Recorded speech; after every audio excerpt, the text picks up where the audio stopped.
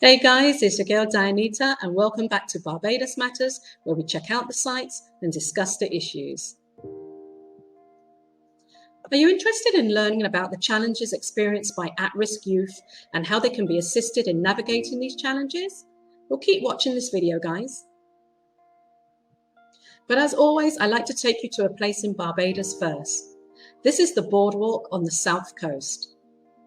It's a wonderful spot to walk or just sit by the sea.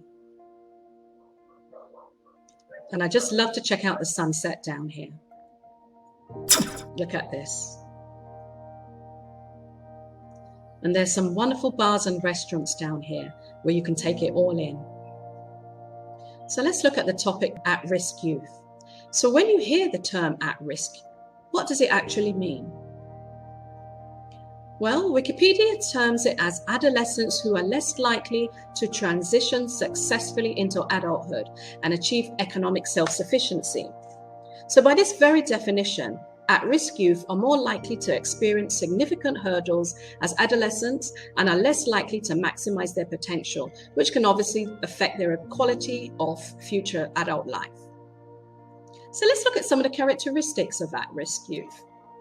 They may start to show a general disinterest in school, leading to skipping classes, or if they do attend classes, they may exhibit disruptive behavior while in attendance, all resulting in grades falling and a lower level of academic achievement than what would have been expected of them. At-risk youth may start to associate with negative peers in school or outside of school. This is when you start seeing a young person associating with other youth who are engaging in deviant behavior. Often this is accompanied with bullying at school, and there's also a resistance to authority figures. This can include parents, teachers, other adults, as well as the police. At-risk youth can exhibit significant aggressive or violent behavior, which manifests not only in school, but also within the home and in their normal interactions with persons as they conduct their daily activities. And at-risk youth often may start to engage in drug or alcohol abuse, either to fit in with their peers or often as a coping mechanism to how they may be feeling during those times. At-risk youth may start to engage in criminal activity, and this can significantly impact their potential and future, particularly if they come into contact with the criminal justice system. So in all of this, I've looked at the characteristics of an at-risk youth, but how did they get there? So there are a number of factors that can contribute to a child becoming at risk. Often, and I have to emphasize that not all of the time, but more often than not, they come from families where there is poor parental control. Parents can adopt poor parenting styles, which can be either too authoritative. We all know that there's a thin line between discipline and child abuse. And then some parents can be too permissive by allowing children to do as they like without boundaries and consequences for their actions. At-risk youth largely are not achieving academically, either in terms of ability or in terms of their lack of interest in school, as I mentioned earlier. They are generally not involved in pro-social activities like sports or other organized recreational or developmental activities such as scouts, cadets, or any other youth program. This leaves them with time to engage in at-risk behaviors during their leisure time. And this is compounded if they come from high crime areas where at-risk youth often come from. The exposure to this type of environment makes them more susceptible, particularly if not engaged in pro-social activities, as mentioned just now.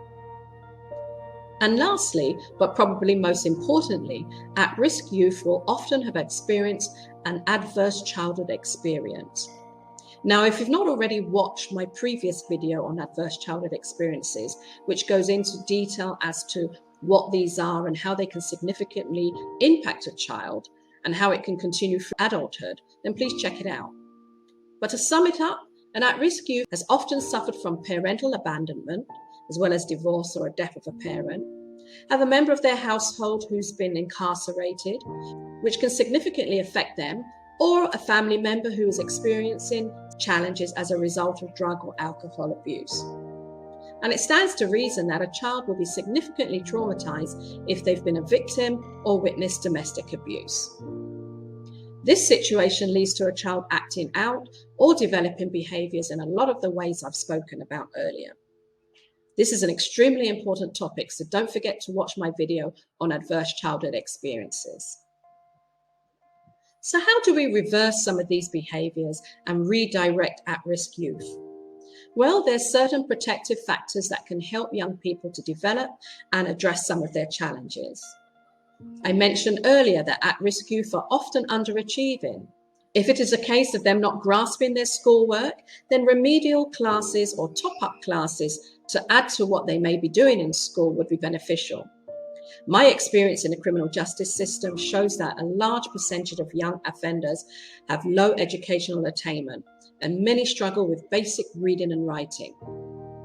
Now, you know this in itself will cause significant problems, because if you have an adolescent, for example, in class with other students and they're operating at a literacy level way below what they should be, then that child will either act up to throw the attention off of his schoolwork or opt out of school entirely.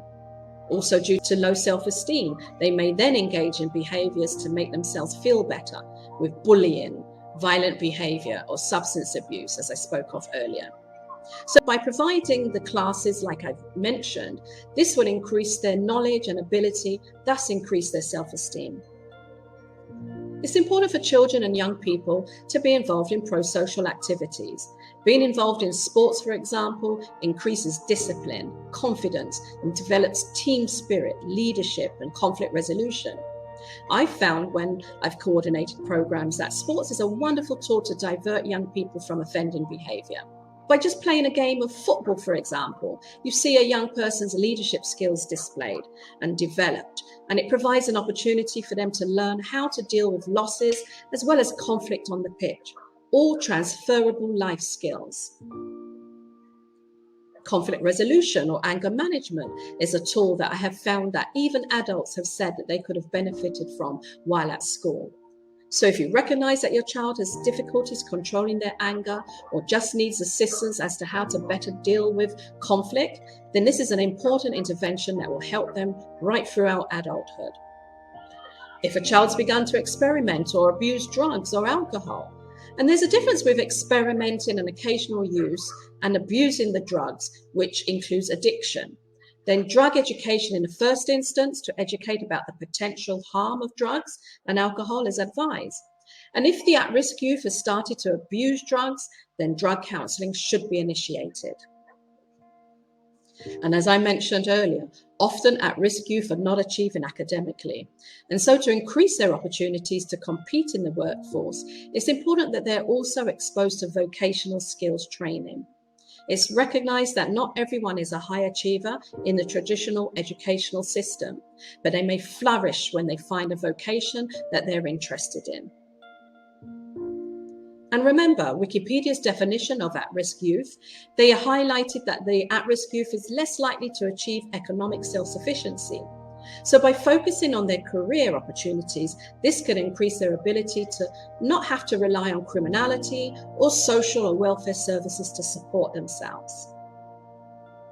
And placing your child in a mentorship program or ensuring that they have a positive role model to guide and support them is invaluable. In all that I've said, there's been a focus on the child or young person and what they need, but it's important to recognize that you cannot address the issues of at-risk youth without also addressing the parents. Any behavioral challenges that we require in at-risk youth has to be supported by the parents, who often can benefit from some assistance with parenting. That is why, in my experience, any interventions for at-risk youth, I say that there's a need also for parents to attend parenting classes, often just as a forum to discuss their challenges with their adolescent youth, with other parents, and the opportunity to discuss different ways of dealing with their child's behavior can be extremely beneficial to all. Parents that are no longer in a relationship is another situation that needs to be addressed, as often there has been a communication breakdown, and parenting classes can help them to learn how to co-parent in the interest of their child. So in summing up, what are we hoping to achieve with at-risk youth? Well, we want them engaged in education or preparing for the world of work. We want them to be able to deal with conflict in appropriate ways and engage in organized pro-social activity. Our desired outcome is that they develop into well-rounded individuals who fit into society and have optimism for the future. So if you have a child or know of a child who you consider at risk, here are some numbers of agencies that you can contact to access support and interventions for a wide variety of presenting issues. Well, as usual, guys, I hope that you found this video useful, and don't forget to like, subscribe and share, and leave your comments below.